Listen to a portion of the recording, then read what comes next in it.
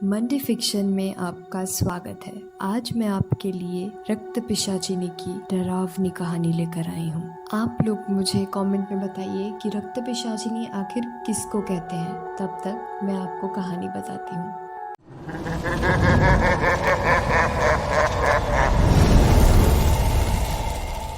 Welcome to Monday Fiction.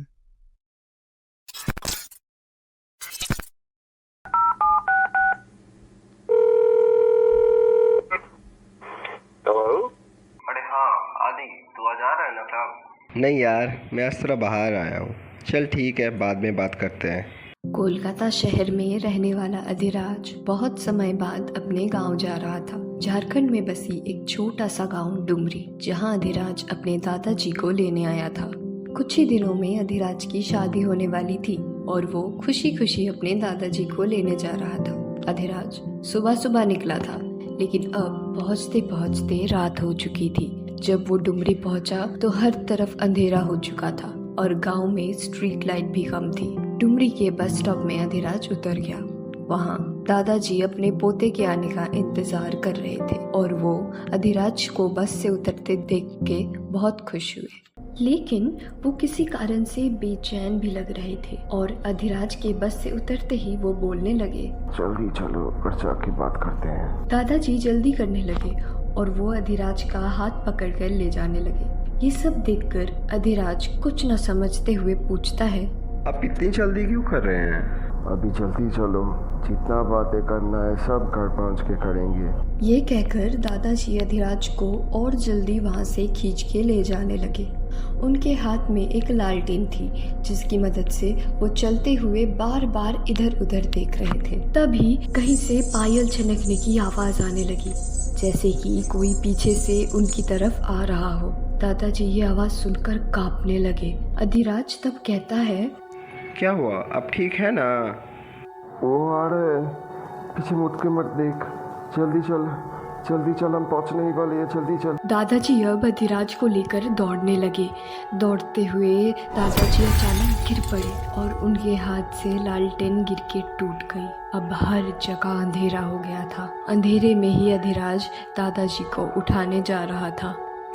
हाय हाय, देखे गिर गए ना, अब उठिए। अब इस उम्र में कोई दौड़ता है क्या? दादाजी आप भी ना। ये कहकर वो अपने पॉकेट से फोन निकालने जा रहे थे, लेकिन तभी अचानक वो चीख उठा और एक जमीन पे गिरने की आवाज आई। दादाजी बहुत डर गए। मेरा पैर। क्या हुआ अधिराज, क्या हुआ? पायल की आवाज जोर से अधिराज के पास आ रही थी।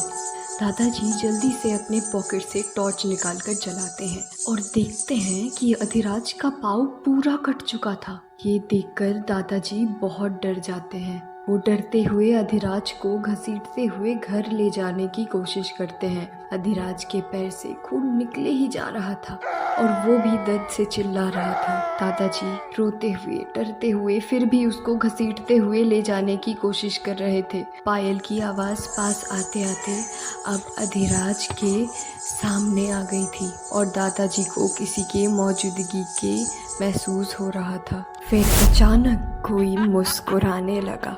बुड्ढे, तू ताजा खून लाया है मेरे लिए। दादाजी डरते हुए मंत्र जाप करने लगे। पिशाचिनी अधिराज के सामने बैठकर उसी के पैर से खून पीने लगती है। पिशाचिनी ऐसे खून पी रही थी जैसे कि उसने सालों से कुछ न खाया हो। और जैसे पिशाचिनी ने अधिराज का पैर पकड़ा हुआ था, अधिराज दर्द से और चिल्लाने लगा। इसी दौरान अधिराज दर्द से चिल्लाते हुए कहा, तो तू ही है वो पिशाचिनी जिसके बारे में दादाजी बात करता है? कमीनी, तो कुछ नहीं है, एक ढोंगी है। ये कहकर अधिराज पास से एक पत्थर उठाकर उसकी तरफ फेंकता है, लेकिन पत्थर पिशाचिनी को लगता ही नहीं और वो पत्थर ऐसे ही नीचे गिर जाता है। दादाजी ये सब देखकर बहुत डर गए थे और वो अभी भी अधिराज को घसीटते हुए ले जाने की कोशिश कर रहे थे, लेकिन तभी पिशाचिनी दादाजी के पैर में अपने तेज नाखूनों से काट देती है और उसी कटे हुए पैर से खून पीने लगती है। दादाजी चीख कर जमीन में गिर पड़ते हैं और उनके पैर से भी खून आने लगा था। पिशाचिनी दादाजी के पैर के खून को थूक कर कहती है, छे, कोई स्वाद ही नहीं है तेरे बुड्ढे के खून में, लेकिन तेरे पोते का खून बहुत स्वादिष्ट है। फिर पिशाचिनी अपने तेज नाखूनों को अधिराज के पेट में घुसाकर उसकी आंतड़ियां निकाल लेती है और अधिराज चिल्लाते हुए दर्द से बेहोश हो जाता है। दादाजी ये सब देखकर चौंक गए और वो कुछ नहीं कर पाए। उनकी आंखों से आंसू आने लगी और वो खुद को बेबस लगने लगे। पिशाचिनी बैठे बैठे अधिराज की खून पीने लगी। ये डरावना मंजर दादाजी नहीं देख पा रहे थे। अपने ही पोते को मरते हुए नहीं देखा जा रहा था उनसे। वो पास से एक लकड़ी उठाकर उसकी मदद से कैसे भी करके खड़े होकर अपने घर की तरफ लंगड़ाते हुए जाने लगे। दादाजी घर पहुंचते ही जल्दी से दरवाजा बंद करके वहीं पे गिर पड़ते हैं। उनके पैर से खून बहते ही जा रहा था। वो जोर से रोने लगे और आंखें बंद करके अपने सर को दरवाजे की ओर झुकाकर कुछ सोचने लगे। कुछ 20 साल पहले डुमरी में रहने आए थे एक शादीशुदा जोड़ा। डुमरी में वो लोग पूरे अकेले थे। उनके परिवार का कोई नहीं रहता था। कुछ ही महीनों में उनकी एक फूल सी खूबसूरत बेटी पैदा हुई। उसकी कोमल त्वचा जैसे ताजे खिले गुलाब की पंखुड़ियां एक ऐसी गर्माहट और कोमलता बिखेरती है जो हर किसी के दिल को छू जाती हो। उसके नन्हे होठ एक शांत मुस्कान में मुड़े हुए सबसे मीठी ध्वनि निकालते हैं। धीरे से लिपटे हुए कंबल में जैसे कि वो शांति और पवित्रता की आभा बिखेरती है। लेकिन उसकी आंखें ये ऐसी क्यों थी? सबसे बिल्कुल अलग, माणिक्य रत्न की तरह लाल बड़ी बड़ी सुंदर आंखें। इसी वजह से उस बच्ची का नाम मानिका रखा गया। जैसे जैसे मानिका बड़ी हुई वो और सुंदर होने लगी। लेकिन गांव के सभी लोग उसकी इतनी सुंदर होने के बावजूद उसकी लाल आंखों की वजह से उससे दूर रहते थे। गांव में सभी लोग उससे या तो श्रापित मानते थे, नहीं तो चुड़ैल या पिशाचिनी मानते थे। इसी वजह से मानिका की कोई दोस्त नहीं थी और ना ही गाँव वाले उससे बात करते थे। लेकिन उसके माँ बाप ने कभी उसे इसका दुख महसूस होने नहीं दिया, क्योंकि वो अपने माँ बाप की प्यारी लाडली बेटी थी। ऐसे ही साल भर साल बीतते गए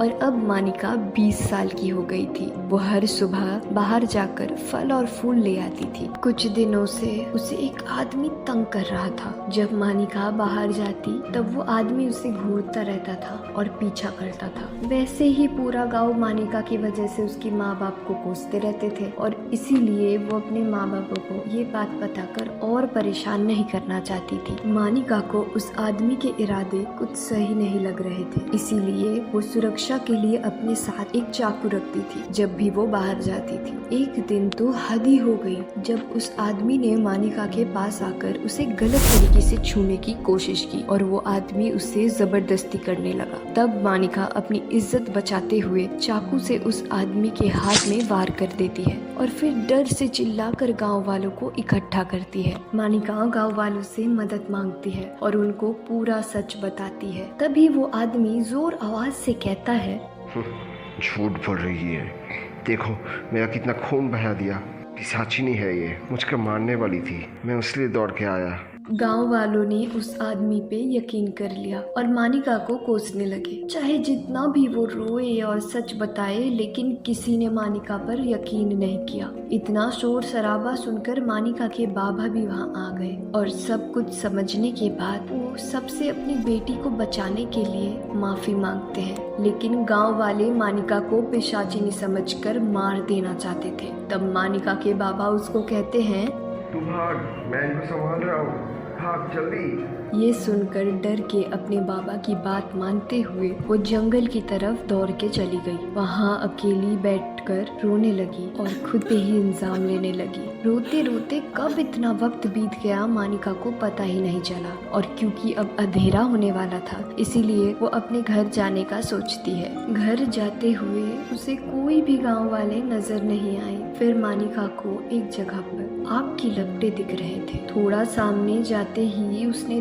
देखा कि सारे गांव वाले वहीं पे थे। तब वो अपने दुपट्टे से अपना सर ढककर सामने देखने जाती है। तब उसने देखा कि किसी का शव चिता में जल रहा था और उसी चिता में और एक शव को जलाने के लिए ले जा रहे थे लोग। उस शव को देखकर मानिका चौंक जाती है, क्योंकि वो उसकी अपनी ही माँ थी। उसकी आंखों से आंसू आने लगी और वो अपने चाकू को लेकर चिल्लाते हुए सब पे वार करने लगी। वो अपने माँ बाबा के शव को आंखों के सामने देखकर होश खो बैठी थी। गांव वाले उसे पकड़कर पेड़ से बांध देते हैं। मानिका पूरा समय गुस्से से चिल्ला रही थी, खोलो मुझे, छोड़ दो मुझे, मैं तुम लोगों की खून पी जाऊंगी। मेरे माँ बाबा को मारा तुम लोगों ने, मेरे माँ बाबा को मारा, मैं तुम लोगों को छोड़ूंगी नहीं।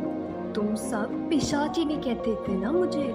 हाँ हूँ मैं पिशाचिनी, मैं तुम सबको मार डालूंगी। तुम लोग भी खून के आंसू रोओगे जब मैं तुम्हारे आंखों के सामने तुम्हारे ही घर वाले को मारूंगी। गांव वाले उसे जिंदा ही जला देते हैं, लेकिन उसकी चीखों से पूरा गांव दहल उठता है। उस दिन के बाद मानिका रक्त पिशाचिनी बन गई और वो गांव वालों को मार के उनका खून पीने लगी।